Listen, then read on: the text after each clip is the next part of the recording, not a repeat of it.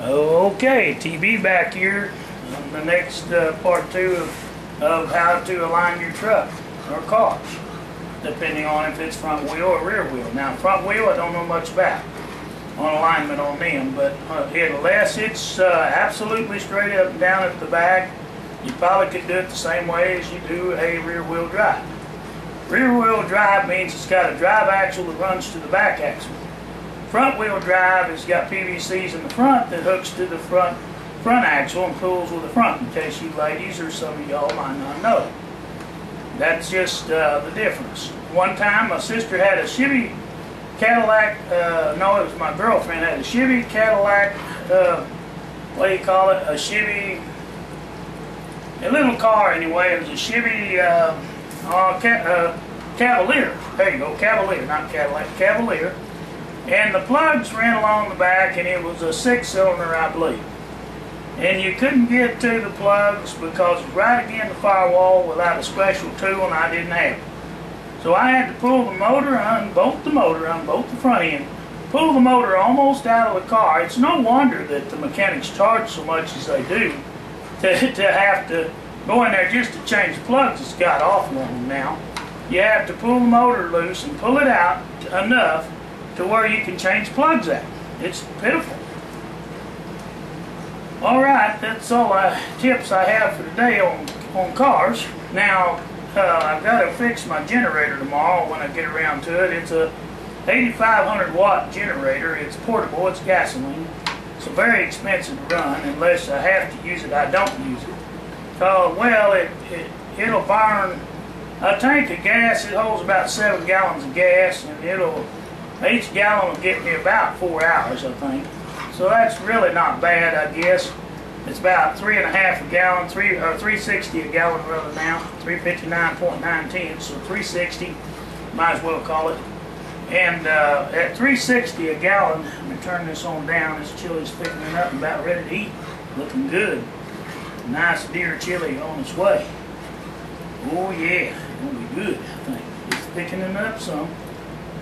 And I put extra chili powder in mine. I don't like just a little dab. So I generally buy these 50-cent. You get more chili powder in this for 50 cents. You can buy 2 of them for $1. And their average is 50 cents a bottle. And I use about half that in them. Maybe that's a little strong. But I like my chili thick and strong, boy. And I let it cook for anywhere from 20 to 30 minutes at a time sometimes till I get it the thickness I want. I like that chili thick. Now sometimes I'll add chunk tomatoes to it, and that's good in there. You can get you some cheese if you want to add cheese to it. I don't have the kidney beans. I have veggie beans in it because I don't have any kidney beans right now, but I'll be getting some tomorrow. Probably, if they have any. I get my Indian commodities tomorrow. The only reason I'm allowed to get Indian commodities, I draw less than $1,300 a month. I only get 700 and what is it? 710 and 41. So $751 a month is what I live on.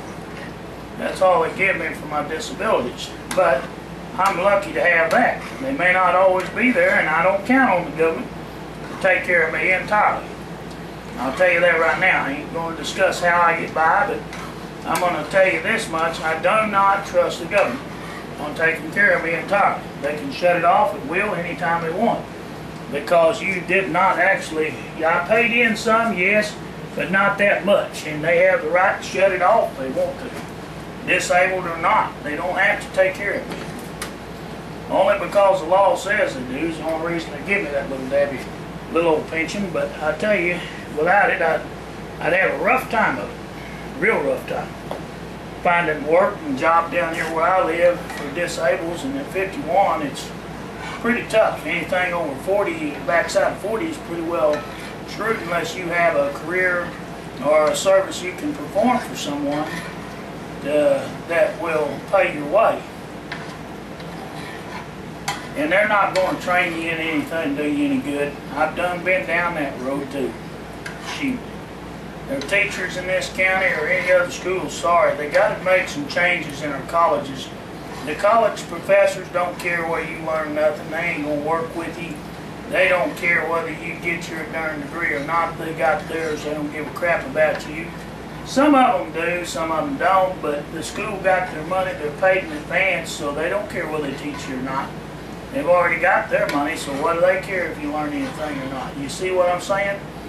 Or if I start a survival school, they will pay me in advance, but they will get their money's worth. I will be working with a student all the way through to teach them everything I can about survival in the 8-day course that I offer.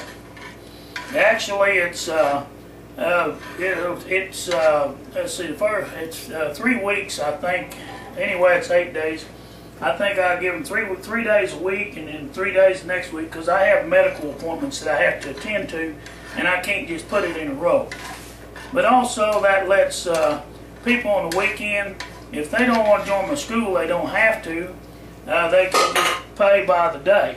They can pay me by the day and go out by the head. They don't have to pay a full charge of school unless they want to go the full 8-day course. Now, there'll be many 8-day courses. It's not just one. In other words, that don't end it. That's just your first semester is 8 days. And I'll teach you as much as I can about it. You won't get everything in 8 days, and I will watch you and teach you and make sure you understand how to build a fire, from primitive fires to modern fires, and the things you can use right out of your household. Granted, if you have them, that's of course, if you have those things, because we don't always have everything we need. But anyway, I've blabbed for about 15 minutes. I haven't got my survival school open yet, but someday I plan on doing that. I mean, I was hoping to do it this year. I need some land. I got to buy the land first, because the government will not let me cut any green sprouts to teach you how to build certain things. I have to cut some green timber. There's some things that I can teach you without that, going out on the government, but they charge me $35 per head, I think it is.